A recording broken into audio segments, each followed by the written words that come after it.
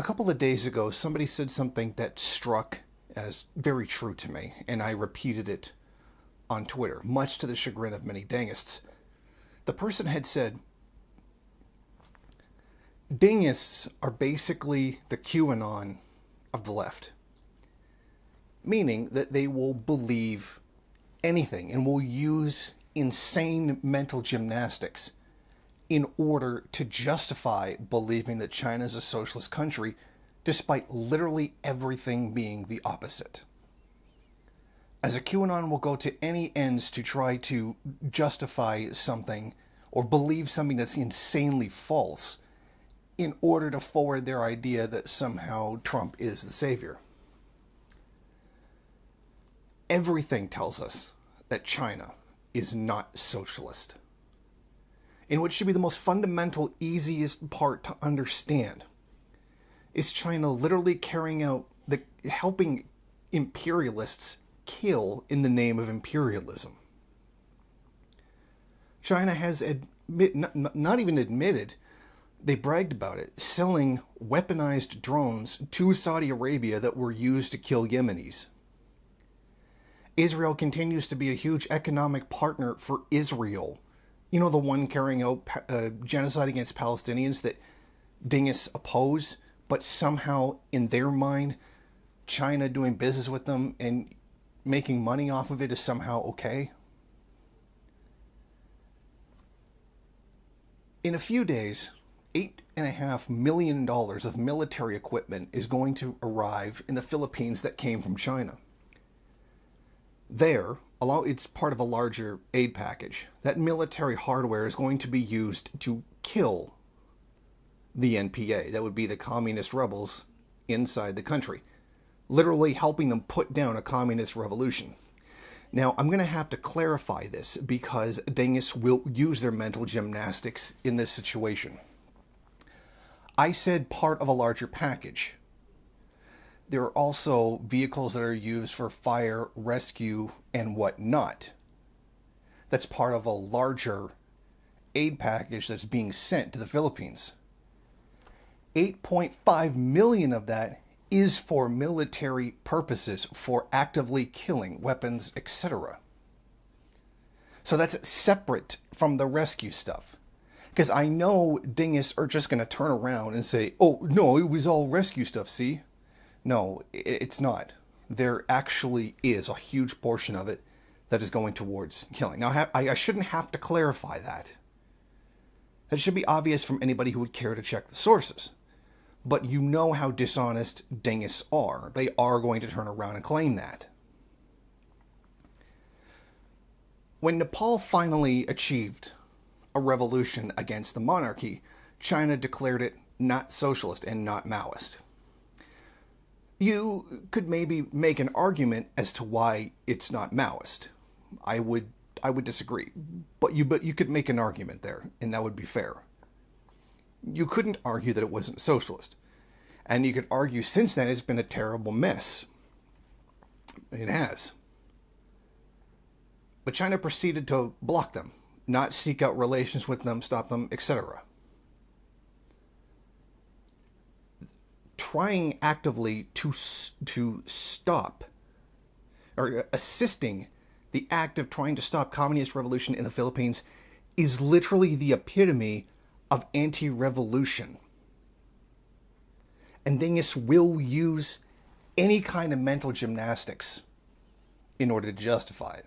And that's even at a time when there's hostility between the Philippines and China over the South China Sea. It's a larger issue. I'm not going to go into that here, but suffice to say that there's hostilities between the two countries over the area. It's right there. It is plain as day that China is capitalist. But the State Department said it's Marxist-Leninist. So? They think Western Europe is Marxist-Leninist. And just because the U.S. State Department uses the term Marxist-Leninist in order to scare people to make China look scary, that doesn't actually make it true. I don't think the American government is a very good decider of what is socialism, considering not only do they not know they use it as a term to attack people. You're going to have to do better than that, than simply appeal to the State Department. It should be a logical fallacy in and of itself. It is so obvious that relations in China, economic relations, are completely and utterly capitalist. They are not socialist in any way, shape, or form. But then mental gymnastics were made trying to say that this is a period of capitalism, a limited period of capitalism. And by limited, we mean decades upon decades upon decades. And, you know, it's going to be like 2050 now, or whatever date that the achieving of socialism will be pushed back to, because they continually do that. But also it's socialist, but it's in a stage of capitalism, but it's also socialist. And it won't be socialist until 2050. But it's also been socialist all along. This kind of mental gymnastics harms Marxist thought. There's really going to have to come a point where Dengists can no longer play those gymnastics in their head in order to justify that. You could argue that it's some kind of socialism with some other adjective. Maybe, if you want to completely redefine what socialism is. You cannot call it Marxism. It is not Marxian socialism. Not by a long, long mile. In a system that promotes billionaires and tremendous wealth disparity between a billionaire and someone who's not a billionaire, that is the opposite of socialism. And I know you're going to scream at your computer monitor, do you want everybody to be poor? No one is arguing that. No one is arguing to make everybody poor. No Marxist is arguing for degrowth. Degrowth is a completely bullshit idea made up by I believe it was Dugan to claim that they wanted to deindustrialize the world in order to make people poorer. We know when a fascist is using that and it's something he made up to attack people, you probably shouldn't be using it yourself. I think you know who you are, Moppin. No one is arguing to increase poverty. They're arguing for equality. Equality in resources, not imaginary land, infinite resources. That does not exist. That is insane.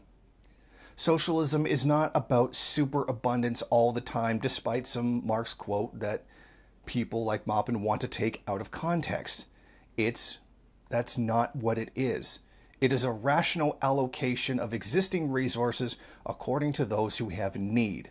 This is one of the most basic fundamental premises. It's literally the motto of Marxian socialism and communism. But I really draw the line where you're trying to say that China is somehow revolutionary when it's literally helping stopping the revolution in the Philippines. And there's much to be criticized about the revolution in the Philippines. That's not the point here. The point is China shouldn't be helping destroy it. All they're really trying to do is a political maneuver to get sympathy or to get a preferential relationship with Duterte, and then use that to leverage a better position or outcome or diplomatic relations as with regards to the South China Sea. That is the opposite of revolutionary praxis. If you cannot see that at this point, you are choosing not to see it to the level of a QAnon supporter. This is very much in your face, very real. Dengists don't have an argument for why China is socialism. They try to make arguments against what you're saying, not in support of what it is that they believe. They will deliberately, maliciously misconstrue what you're saying in order to attack you. Like Moppin, the original Moppin-Unruhe split coming as a result of him claiming that I support imperialism, or that third worldism promotes imperialism, even though that's the very fighting imperialism is the very cornerstone of imperialism itself. It's just that Maupin typifies this more than any other Dengist. That's just an easier way of putting it, but this is something that all Dengists are guilty of. In that post that I put, saying on Twitter, saying, you know, Dengists are QAnon on the left, in the mental gymnastics to defend everything China does, they literally responded by saying, revolution, yeah, well, that's like, replace it with Revolution China and North Korea, and that's you. No, that's not true. Because I've been very critical of both of them. Probably more so than anyone that I've seen in quite a while. I've been very critical of the DPRK. It's amazing how pro-DPRK people consider me to be anti-DPRK because I've been so critical. But it doesn't matter. It's about attacking me, not about defending the position of Dengists, which use mental gymnastics. Now that is just one isolated incident. There were many more very angry, personal attack replies. Because they can't defend their position. They can't defend China selling drones to Saudi Arabia to murder Yemenis, but then oppose the U.S. selling weapons, military equipment to Saudi Arabia to kill Yemenis. You can't have it both ways. You can't say one is revolutionary praxis and one is imperialism. Let us not even get into what it is that China is actually doing in imperialism. And I frankly don't care about your PhD thesis, which claims that if China does imperialism first, that's good because then it stops the U.S. from doing it. If you literally can't understand the massive non sequitur behind such a nonsense argument, then I really don't know what hope there is for you. The fact is, Dengists are reactionary. Dengism is absolutely reactionary. It dismantles socialism, promotes capitalism. What socialism has ever been promoted? Now, many will talk to you, oh, but it's alleviated a lot of poverty in China. 800 million people lifted out of poverty. Except for the part where that's not entirely accurate.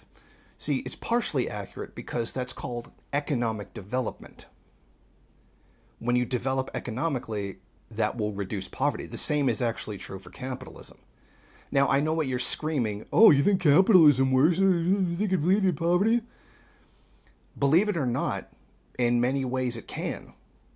Like how Venezuela was doing it for a good time and how many other social democratic Latin American countries were doing it. And I hate to break this to you because I know you have very limited ability to think with all the mental gymnastics.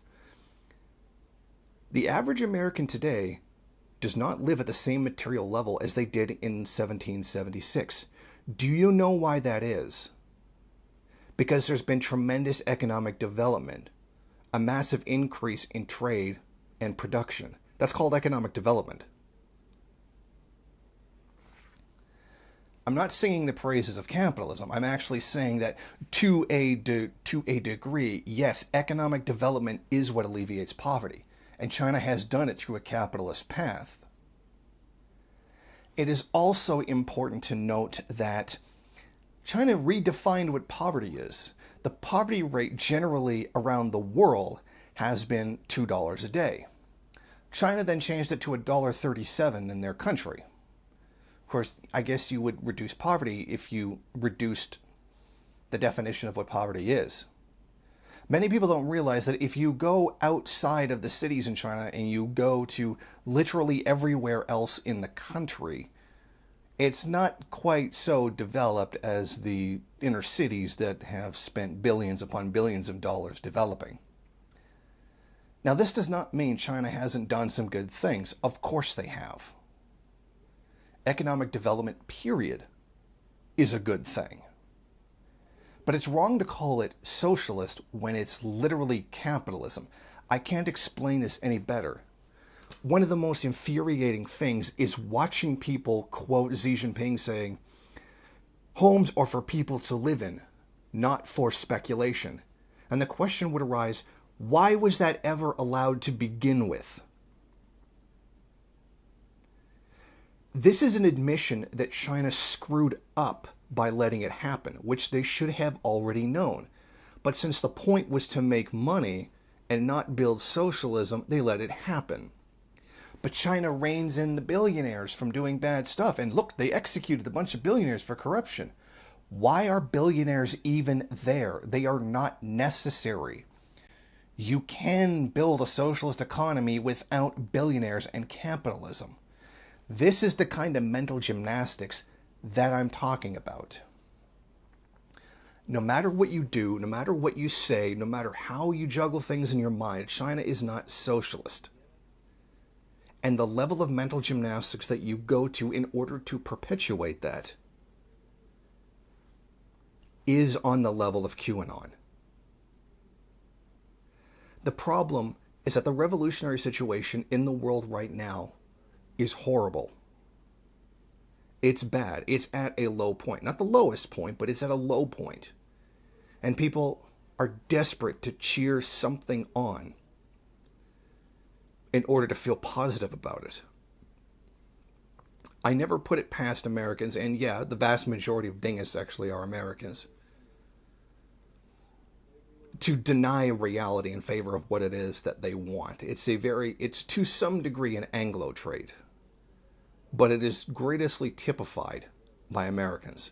The situation is bad, and you are going to have to do something to make it better.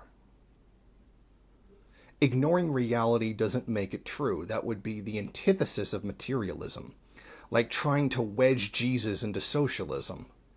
But that's another topic for another day that I shouldn't have to talk about because it should be blindingly obvious. So to the Dengists, I know you're going to rage after having, well, not even watched this video. You're going to attack me anyway. That's fine. Go ahead. To be hated by the enemy is a good thing, not a bad thing.